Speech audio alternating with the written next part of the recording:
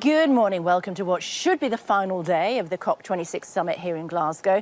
In theory, world leaders have until 6 o'clock tonight to reach an agreement on limiting global warming. In practice, the heated debate on lowering temperatures will spill into the weekend in all probability. The leaders of some smaller nations are reported to have complained about a lack of detail on the state of the talks.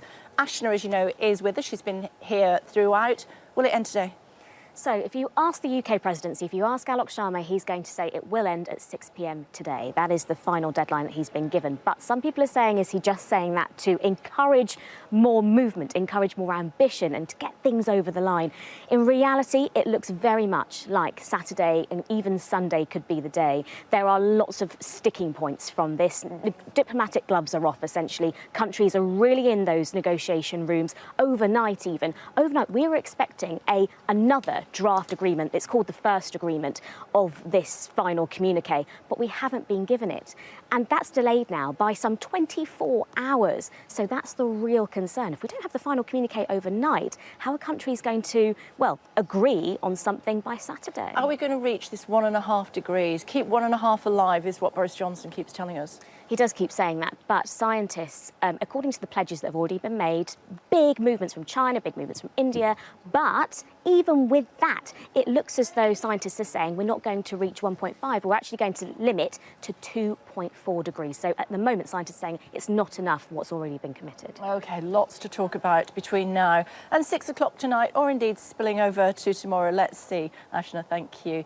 Meantime, the leader of one of the world's most climate vulnerable nations has told Sky News the commitments at the Glasgow summit here are just aspirational. The Prime Minister of the Bahamas, Philip Davis, says the talks don't seem to have any teeth, and he's criticised Boris Johnson's approach to COP26. Mark Stone reports from Nassau in the Bahamas. Where better to judge the success of the Glasgow summit than the Bahamas? Because beyond the picture postcard image, this is a low-lying, storm-battered island nation on the brink. How are you? Fine, thank Welcome you. back from Glasgow. Yes. And its Prime Minister's assessment of the world leaders' COP commitments is hardly glowing. I invited them to be brave, to be courageous, and act. Because, as you said, it's a lot of fancy words. They don't seem to have any teeth to them. It's aspirational. If at the end of this summit, this code red summit, they're talking only about aspirations. So is that success or failure? Let me put it this way. I don't want to say success or failure. What I want to say is progress has been stagnant. Progress is stagnant. And I hope that we'll get out of this quagmire. The Bahamas' contribution to global greenhouse gas emissions is just 0.01%, and yet this is where the impact of warming global temperatures is existential. 80% of the land here is 3 feet or less above sea level. And they say the weather is ever more extreme. Hurricane Dorian in 2019 was one of the most powerful ever recorded. It's worrying for me because our islands are being swallowed up right now by rising sea levels, and it has to stop. If we're lucky, we may become refugees. If we are not lucky, we'll be swallowed up with the rising sea levels or wiped away by the more and more intense storms.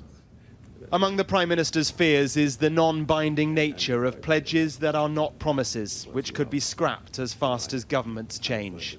I think political change has been an enemy to success, and we need to find a way and a mechanism to ensure that that political change will no longer retard any progress. It sounds like you're worried that any progress that has been made could be undone quite quickly. Yes. Because at the end of the day, it's the attitude of leaders. This is where the conclusions in Glasgow matter now. The alternative, they say, is that our children will tell theirs there was once a place called the Bahamas. Mark Stone, Sky News in Nassau. Well, the leaders of the smallest nations on earth are hoping the leaders of the biggest nations will sign a final deal as early as today. Joining us now is Saragan Wilkes Jr., President of the Republic of Palau, a group of islands in the Western Pacific Ocean. He was actually here to speak to other leaders earlier on in the conference. Hello to you again, Mr. President. Thank you for joining us. When you were here, you did say to other big economies that unless they do more, in your words, you might as well bomb our islands. Strong words. Tell us why you said that. Well, thank you, Kate. First of all, the reason why I was very strong in those words is we live it every day. The tides continue to rise. We see sea level rise coming into our homes, coming into our taro swamps. We see the winds coming, destroying our homes. We didn't used to be in the typhoon belt. Now we've had 3 typhoons in the last decade, and then we've had these humongous monsoons that cause tremendous landslides. So we've had landslide issues, and just lately now more frequent droughts and very hot weather, which also cause havoc on our coral reefs. Which there you can see pictures of our docks, which are now reefs, not docks anymore, with waves crashing over them, and our coral reefs, getting coral bleaching, but also killing our very fragile jellyfish that are world renowned and what visitors come to see. And in 2015, for 3 years, they disappeared. Luckily, they're back, but that's the reality that we live. The impacts impact our daily lives, not only from losing our homes and losing our islands and our territorial boundaries, but also our economic livelihoods. And lastly, a study just came out that 40% of the fish stock in our area will be depleted by 2100 on the current trajectory of the temperature rise. So it really impacts everything about our lives on the islands. And it's slow and it's suffocating, and that's why I said you might as well bomb us. Yeah. Mr. President, what would you say to leaders of countries like Australia who say they're still going to export coal as long as people want it? China saying that it's going to be into the middle of this century before they can be carbon neutral when it comes to fossil fuels. The same we're hearing from India and Russia and Brazil as well. What would you say to those leaders this morning? Well, dinosaurs disappeared because of a natural disaster or calamity. Climate change is something we can control. And, we don't want people dropping bombs on other people. Why should we allow this behavior to continue, which invades our islands, destroys people's lives? Why should that be allowed to continue if we can make the difference? So really what we're appealing to is, we know the facts. We know that we need to change the trajectory so that there is hope for our children. And what we're asking and demanding that our partners around the world do is take action for our children, for our people. The future of our children looks bleak, and they don't see any hope in it. And in fact, in our islands, across the Pacific, we have some of the highest rates of suicide in the world. And I always share that that's partly because sometimes they feel there's no hope. And I think it's incumbent upon the leaders in Australia, China, India, to give children hope and give our people hope. And that's what we're asking for, is please give our people hope. We know it's hard. We all have to make sacrifices, but we can do that if we're together. Just a quick thought, Mr. President, if you would please, before I let you go, your 90-day challenge. Just tell me a little bit more about that, if you would. Well, Palau is very fortunate to be hosting the Our Oceans Conference this year. on February 16th and 17th. Of course, we're inviting the world to come. And it's important for us to showcase the islands and how we are combating climate change and the issues that we have surrounding the oceans, how we need to protect them so that they're sustainable. We can benefit from a sustainable economy, how we are able to make sure that they're doing their part in also reducing carbon and producing oxygen that we need for the world. So our healthy oceans mean a healthy planet. And, you know, the 90-day challenge has begun because we want people to start making commitments that they can be able to share at our Oceans Conference in February. And, you know, this just is a continuation of COP26. We want the momentum to keep going. I know that there's challenges, and hopefully they'll conclude an agreement today. But those challenges, we need to find solutions. We need to overcome them. And that's why we're hosting our oceans to continue those, address those challenges, come up with solutions, and keep pushing forward throughout the year. Because we cannot just let it go and say, well, this is COP26 and that's the end. No, we have to continue to push the momentum forward to keep the ball rolling, because that is our only hope of keeping below 1.5. Mr. President, we must leave it there. Thank you so much for taking the time to speak to our viewers on Sky News today, and also for sharing your personal images of your beautiful island and the challenges that it faces going forward. Thank you very much indeed, Mr. President. Yeah, thank you very much. Thank you. Don't forget, you can listen to all the latest climate news on Climate Cast, where you normally find your podcasts. Over the last 13 days in Glasgow, politicians have talked about the end of coal, whatever that means. But for the poorest people in the world, it remains an essential fuel, which they absolutely depend upon. And we've heard what Australia is doing, haven't we? We've just heard from the president of Palau there about exactly what he needs Australia to commit to. They say maybe. Katarina Vittozzi reports from Jaharia in eastern India now.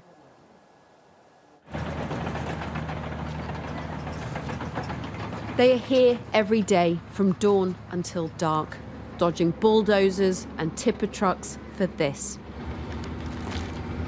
What these local villagers want is coal, and they'll trespass onto government mines to get it.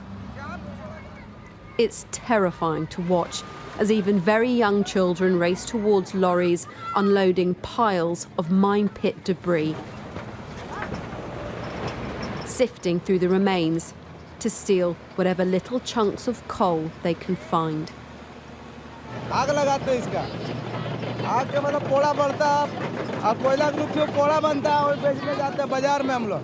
कितना मिलता है? ये बोरा से 50 रुपया। That's 50 pence for this enormous risk. But people do it because they're desperate. And we spot even more people on their way.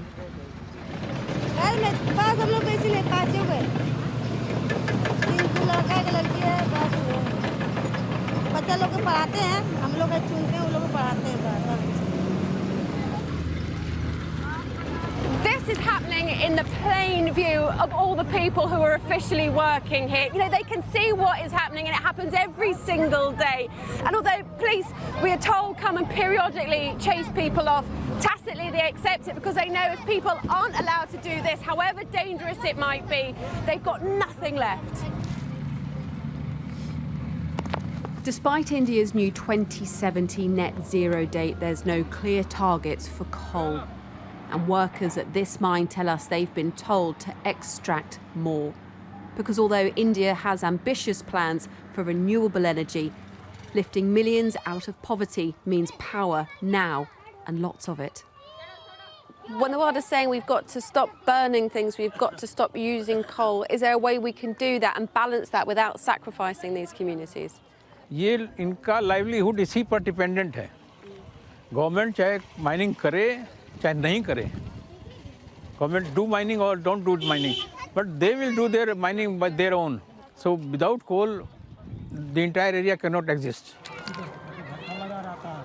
And as toxic as this air is, the villagers living next to these mines don't want to move. The coal dust is filthy, clings to their lungs, but this is everything to them. कोयला चुन के नानता है तो खाता है, नहीं तो भूखे रहता है। बाल बच्चा देखिए कैसे करके रहता है, ठंडी के मौसम है, देह पर कपड़ा नहीं है, बाल बच्चा के खाने की व्यवस्था करेगा कि कपड़ा लत्ता की व्यवस्था करेगा। COP leaders tell us the end of coal is in sight. But here it will place a huge demand on people who care more about their family's short-term survival than the global climate crisis.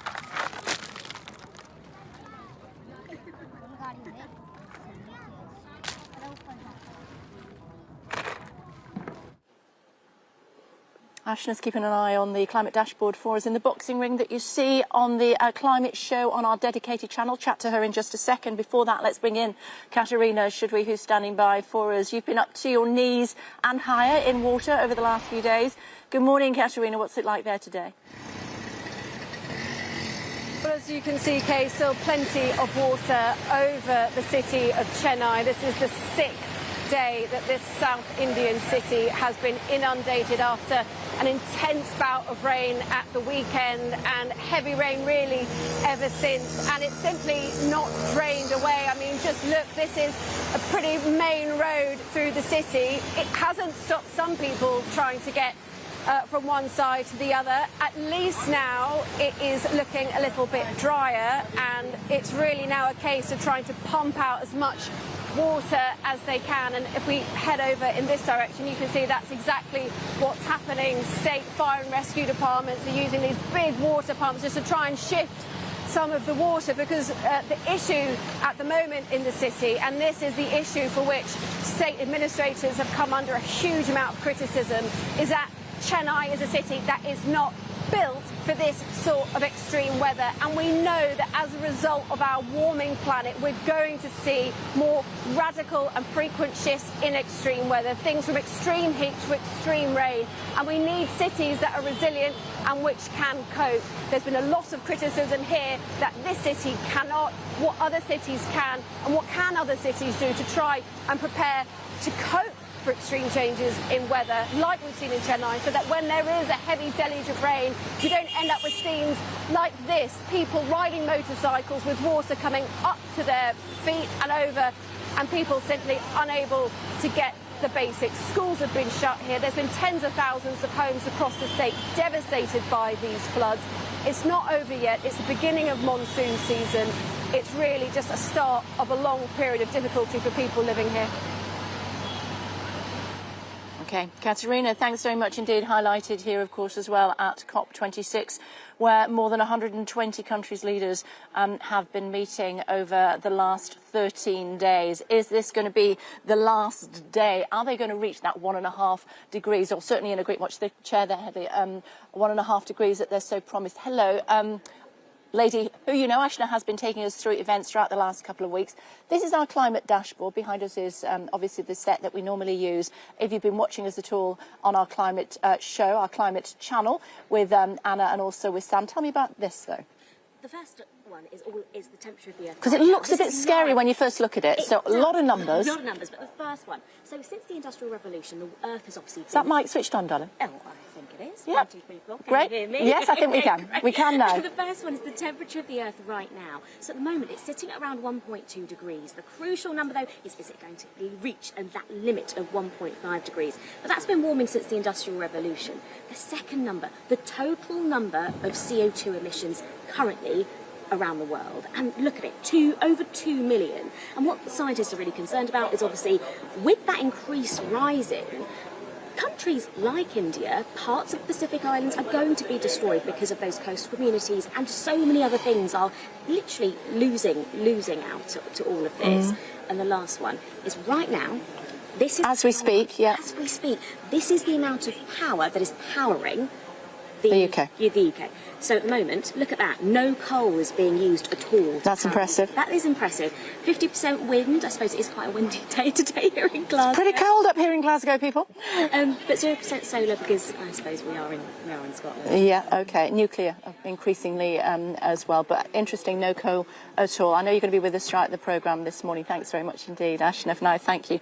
And on Monday night here on Sky News, we'll have a special edition of The Great Debate for you, where we'll be asking whether world leaders have done enough, or is runaway climate change now inevitable? You can email us at thegreatdebate@sky.uk to give us your views and join our virtual audience. That's The Great Debate with Trevor, of course, at 9 p.m.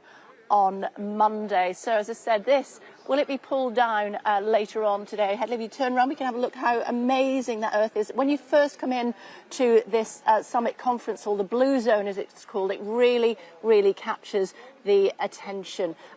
We are hoping that there will be a deal today. Alok Sharma has told us that the conference will end at 6 p.m. this evening. Others are not so confident, not least because Australia, just coming into focus there, has said, as far as fossil fuels are concerned, if people want to buy their coal, mostly coal, they're the third biggest exporter in the world, that they will continue to do so. Meanwhile, the people that work here, they are certainly planning for pulling down these displays later on today. If you've been watching us throughout, you'll know that these gentlemen here have been watering this living wall that says COP26. This is Steve, and he has been doing that throughout the last couple of weeks. What happens to these plants when it's all over? You know how we've had these COP26 in the back of shot throughout the programme over the last couple of weeks? People like Steve have been keeping it... Hi, Steve. Hiya. What's going to happen? Great work, by the way. Thank you. You've been on the telly more often than I have. What's going to happen to all these plants when you've done? Well, basically, we're going to recycle them. We're going to take them out, put them into big trays, and then put them in another job somewhere else. Maybe in 2 or 3 months' time, but we're definitely going to reuse them. How difficult has it been to look after them? It's been quite easy, actually, because it's not been too dry and it's not been too hot. So I think it's just about perfect. But the secret is to keep them moist every day, you know. Yeah. And how did you choose which plants to use? That's a good question. Mainly for this one, it's sort of colours, and plants would also enjoy a little bit of shade. Yeah. So you've thought this through, haven't you? Yes, it's not definitely. just thrown together. No, definitely. So they're not going to be in your back garden? No, they wouldn't last about 2 weeks, I don't think. Not in this weather, for sure. It's good to talk to you, Steve. Thanks no very problem. much. Great work. Thank you. Thank you. We recorded that with Steve just a little bit early because we weren't sure that he was still going to be here. Sod's law, he is still here today. Everybody's just teasing him because he's been on the telly. Now, still to come, as the COP talks enter their final stage, we'll chat with the Shadow Minister for International Development, Labour's Preet Gill, coming up. We'll also be joined by environmental activist and Guardian columnist George Monbiot, who has followed every development over the last 13 days of COP26. After Scotland welcomed the world to COP26, we'll talk to the First Minister, Nicola Sturgeon, in the next hour. For all of that, though, Britney Spears could be freed from the controversial conservatorship that has controlled every aspect of her life for more than 13 years. A hearing to decide whether the order should be ended will take place in California later on today. Our US correspondent Martha Kellner reports. For years now, they've campaigned for their idol to be freed. Victory for them and Britney Spears could be just hours away. A judge seems poised to end the conservatorship, an extreme legal arrangement in place since 2008, which Britney herself has compared to slavery. This is a lockbox that represents all of the rights that Britney has been denied for 13 plus years. And so you'll see she doesn't have her car key, she doesn't own a passport, medications are not her decision. That's what we've been fighting for her to be able to do what she wants, and the fact that it's getting so close, I mean, oh my God, I just can't believe it. I mean, it just feels unreal. She's been controlled for so long, even before the conservatorship. So freedom means a lot of things for Britney, but hopefully it means some peace. Britney Spears claims that for almost 14 years, her every move was controlled. She says a listening device was put in her bedroom. She says security used to administer her medication. She even says her phone communications were constantly monitored. They believe that is about to come to an end. Britney's father, Jamie, was the original controller of the conservatorship, but he's now been removed and says it should end immediately, without a medical evaluation, as would usually be the case. Many conservatorship experts think this points to the end. There is no opposition to the conservatorship ending for the first time in 13 years. All the parties involved, be it Britney, her attorney, the court representatives, her father, her conservator, Jody Montgomery, all are in agreement that the conservatorship should end, and thus there's no opposition. It will be over. Even if the conservatorship is terminated, this isn't the final chapter. Britney and her lawyers say they'll fight to find the full depths of how her life was controlled for so long. Martha Kellner, Sky News, Los Angeles. Hello again, everybody watching Breakfast programme here on Sky News. Welcome back to COP26. Today was supposed to be the final day for world leaders who have gathered here to come up with some plans on how we can keep temperature warming to 1.5 degrees above the levels that they were in 1880. It's looking more and more likely that that is not going to be concluded today. Will it be reached tomorrow? The Prime Minister of the Bahamas, he's been talking to us and he's warned most people in his country could become refugees unless a deal to reduce greenhouse gas emissions is agreed here in Glasgow. His name, Philip Davis, and he was speaking to Mark Stone. If we are lucky, we may become refugees. If we are not lucky, we'll be swallowed up with the rising sea levels or wiped away by the more and more intense storms.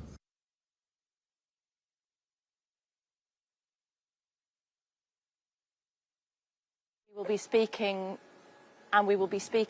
to a climate campaigner in just a few moments' time from The Guardian. Before that, though, let's bring in Rob Powell. No government minister today. Rob, they tell us they are on recess. We'll be speaking to Labour a little bit later on, and also to Nicola Sturgeon. She'll be joining us, the First Minister of Scotland, just after 8 o'clock. A lot of pressure on the Prime Minister, though.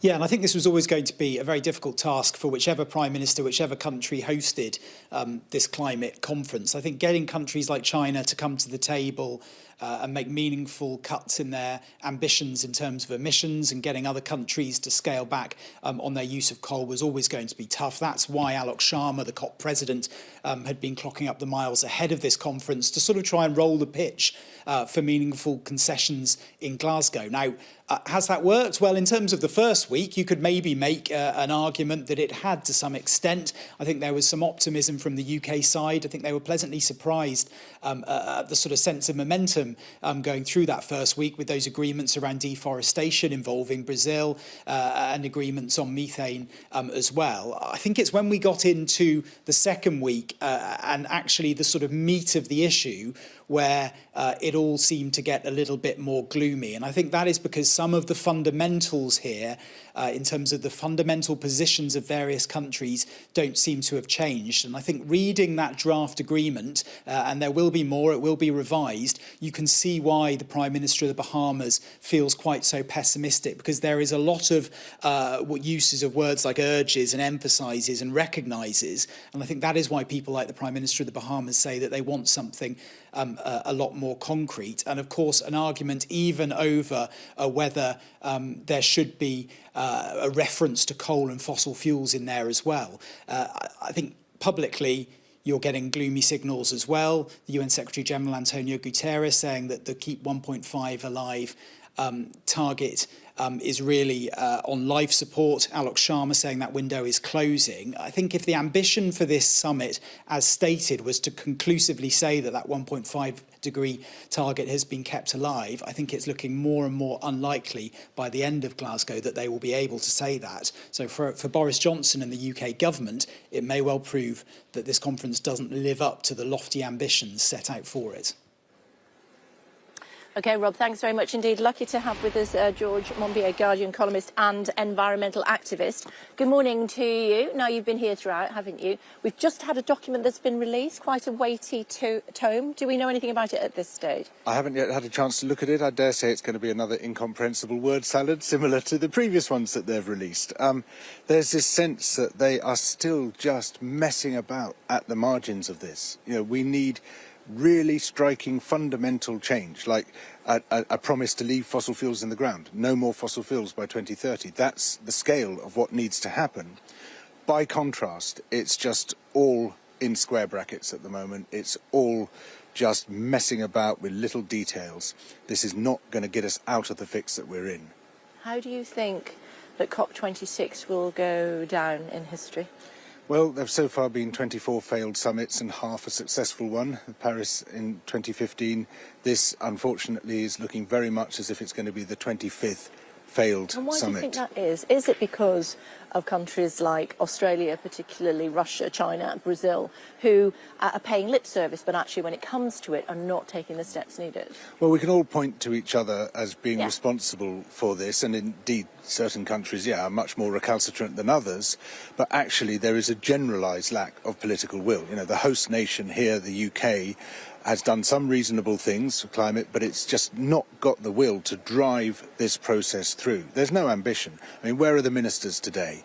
You know, right in the middle of this crucial climate conference, Boris Johnson goes and creates a political scandal and draws all the oxygen away from it. So I'm sure he didn't necessarily mean to do that. Well, no, but I mean, he went off on one trying to save Owen Paterson by creating this thing, and of course, you know, that was bound to blow up. It was bound to blow up. He should have been relentlessly focused on this issue, because let's face it, everything else becomes irrelevant beside it if we don't get this right. You know, we're talking about the collapse of our life support systems. So all our hopes, all our fears, all our ambitions, all our dreams, all our loves, all our hates, they're all as thistledown by comparison to this huge crashing issue. Over what period?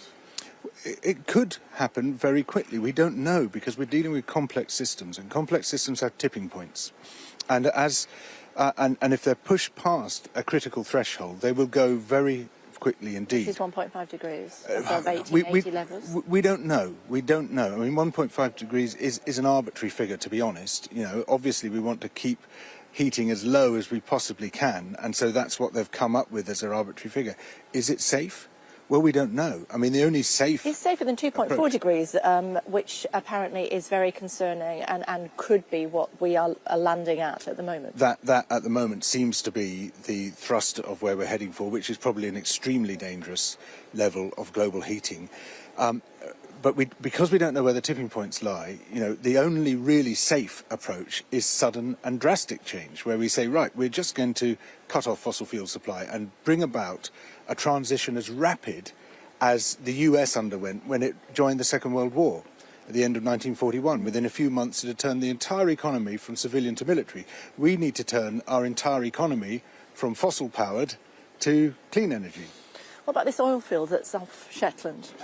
It is amazing that we're still talking about developing new oil fields to pull more fossil fuels out of the ground. The fundamental task here is leaving fossil fuels in the ground, and it's an extraordinary indictment of all 26 COP conferences that not one of them has taken that seriously and has highlighted that as the issue we need to deal with.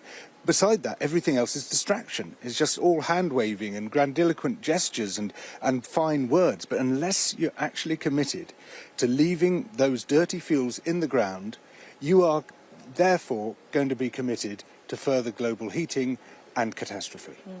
Just before I let you go, what are we sitting on?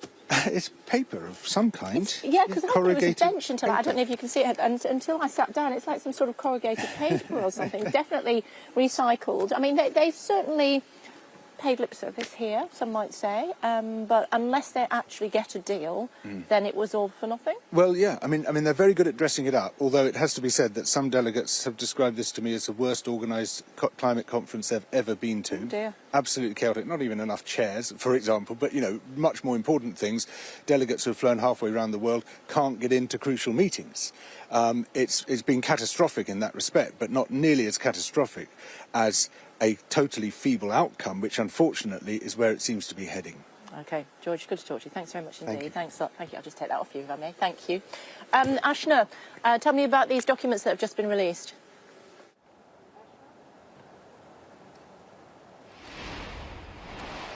Yeah, Kay, in the last few minutes, the new draft agreement has just dropped. We've had this from the COP President, Alok Sharma.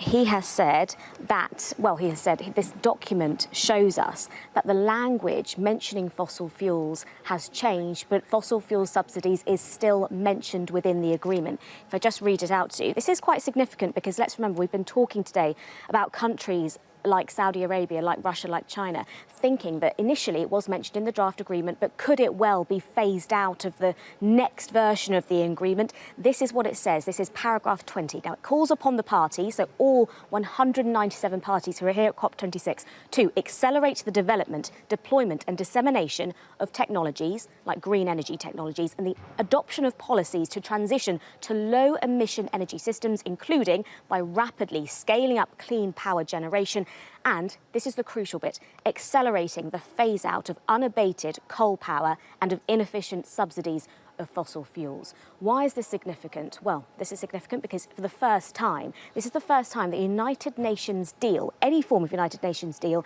has mentioned the term coal or the term fossil fuel subsidies. That's what we've all been waiting for. Across past COPs, past Conference of Parties, it's often the case that when these draft agreements are drawn up, often the language changes over time, and often the draft agreement is very different to the final thing. So the fact that this most recent document that we've been waiting all hours of waiting for it is now here. Thanks, Ashna. Chatting about that in more detail throughout the course of the programme. George has been distilling some of that information for us as well from The Guardian, of course. Headlines for you?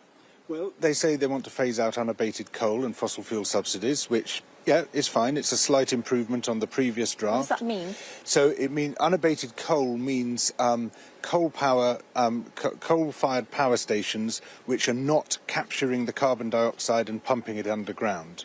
And fossil fuel subsidies, well, at the moment, nations are pouring billions and billions, or trillions, into subsidising fossil fuels. It's outrageous. So obviously, getting rid of those two things is a very good thing, but it's still nowhere near the fundamental, simple policy we need, which is leaving all fossil fuels in the ground. OK, George, for now, thanks so much indeed. Thanks a lot. Let's bring it in Pritgil Shawishi, the Labour representative, joining us this morning, Shadow Minister for International Development, of course. Prit, hello to you. I don't know whether you've managed to digest any of the document that we've just been talking about, unabated fossil fuels for one. Good idea? Good morning. I mean, I think the wording is absolutely welcome, but we're telling other countries to phase out fossil fuel, but actually we're flirting with the idea here in terms of coal mines at home. And of course, you know, this can't happen for many developing countries if we don't have the climate finance, because how are they going to mitigate and adapt their economies if they just don't have the financing? So this is welcome. It's tighter wording. It's it's giving a kind of a clearer commitment. But actually, without the climate finance, it's going to be very, very difficult to deliver it. We were originally led to believe that the conference would end today, COP26 would end today. It may now go on until tomorrow. Some might say, where are the most important leaders, political leaders, that can help put their heft behind this? Certainly Nicola Sturgeon will be with us at 8 o'clock. Where is Keir Starmer? Where's the Prime Minister? Well, look, absolutely. I think, we wanted, Labour wants to see COP26 succeed. Glasgow was about, how are we going to, when we leave Glasgow, make sure that countries have got very clear delivery plans that will keep 1.5 degrees alive. We're nowhere near where we actually needed to be to halve global emissions. I think we've all seen from the report that we're actually going to be putting our planet on track for a disastrous 2.4 degrees of warning. And I think it's really concerning. We absolutely did not need to kick the can down the road on the climate finance if we want to keep developing countries on side. It's been a 10-year commitment that we just have not been able to deliver. I think this is really devastating, the fact that they've got to wait to adapt and mitigate their economies until 2023. And this is largely because what we actually saw during the pandemic was the government in retreat. It was navel gazing, it was cutting aid, it was cutting bilateral aid to vulnerable climate countries, cutting bilateral programs that were disproportionately affecting women and girls. And then when you go around to other countries saying, look, we really need to step up, we need to get the 100 billion in place, absolute laughingstock, because this government has tarnished our world reputation. We are the only G7 nation to have cut aid, and that meant we didn't have the credibility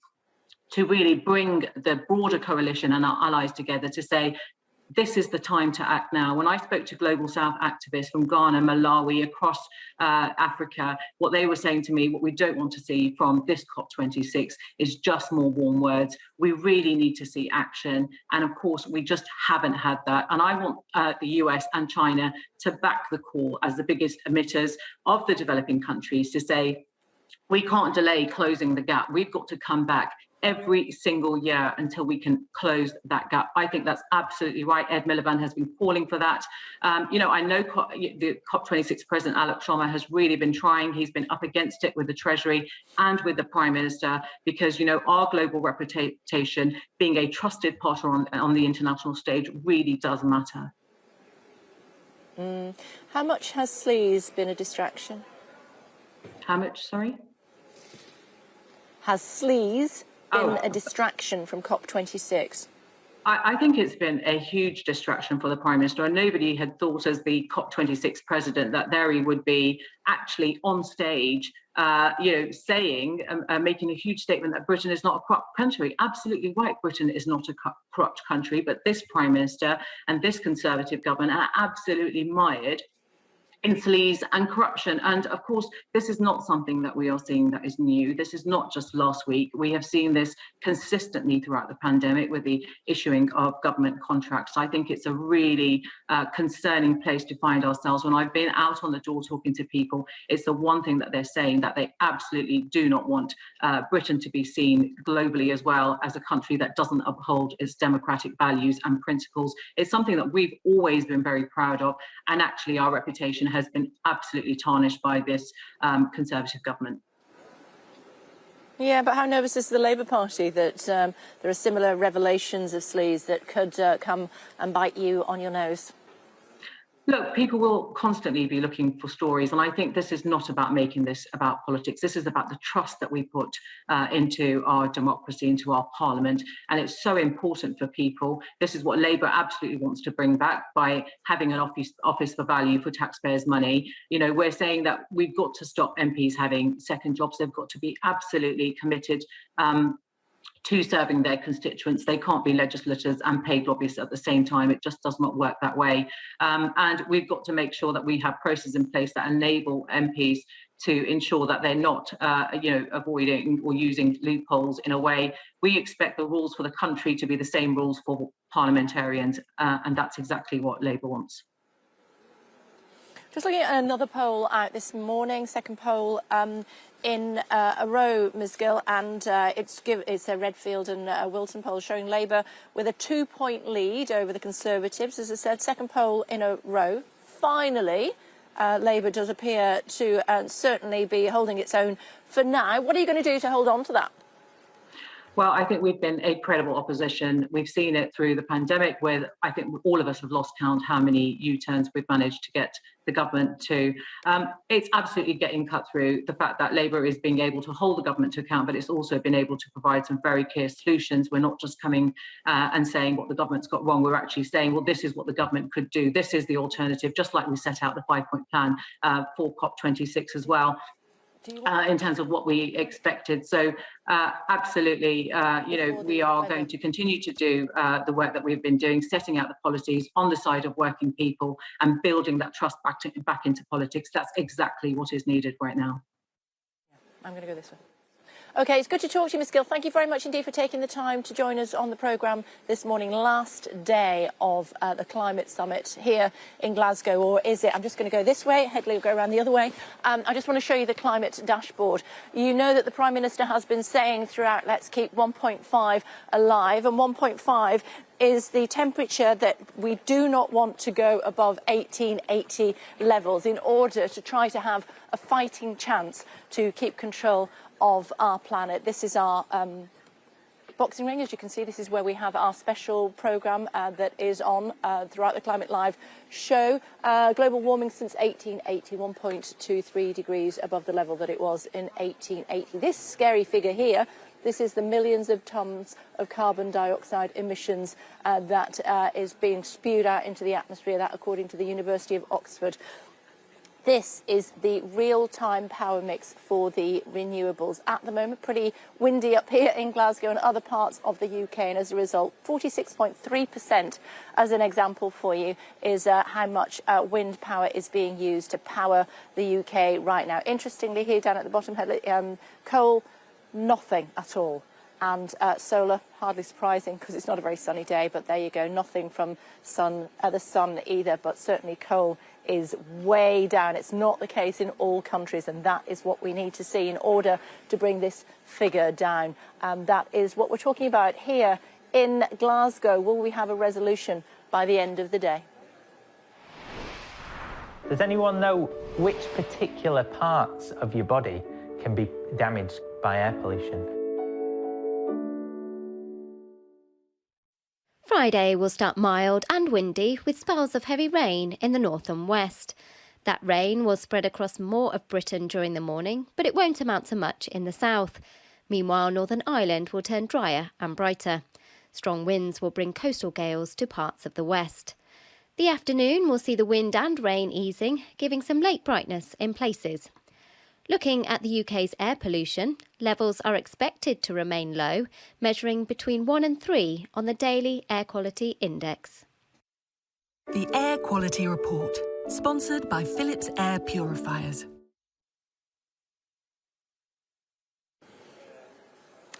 Talking about the smaller countries in the past hour here on Sky News and the impact that it might have on them unless we can agree 1.5 degrees by the end of the COP26 climate summit.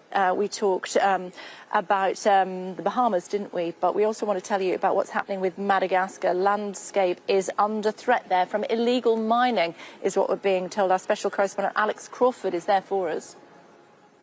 They're digging for gems, which they hope will change their lives forever and haul them out of poverty. Trouble is, the last time they found anything of any note was 8 months ago. A piece of beryl they sold for 2 million ariary, about $500, split amongst the team of 7. Not exactly the fortune they're dreaming of. What happened? Is it broken? Yeah, it's broken. Now for sure, he'll be having trouble breathing, his colleague tells us, as the team tries to patch together the lifeline with tape.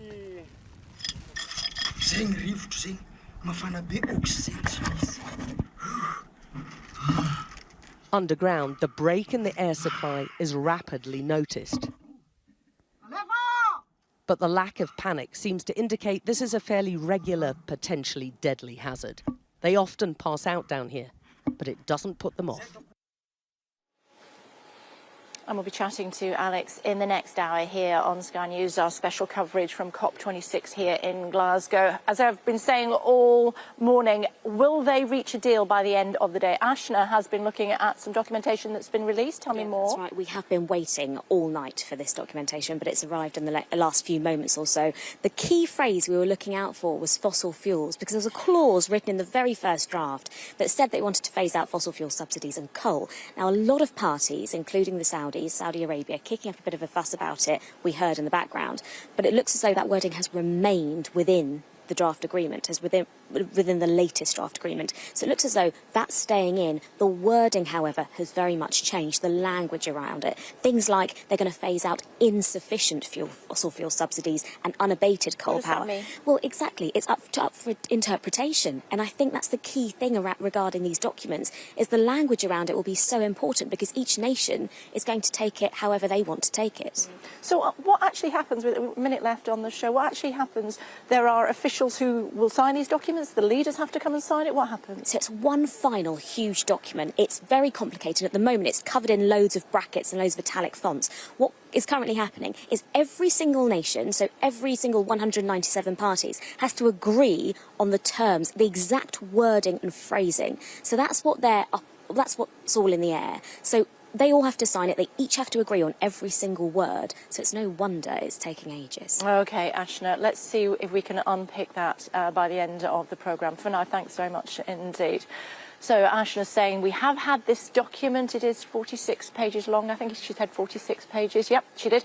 But what does it actually say? What does it actually mean? Will these leaders be signing that and their representatives by the end of play today? That's what is slated to happen. Could it go into another day? Continuing coverage here on Sky.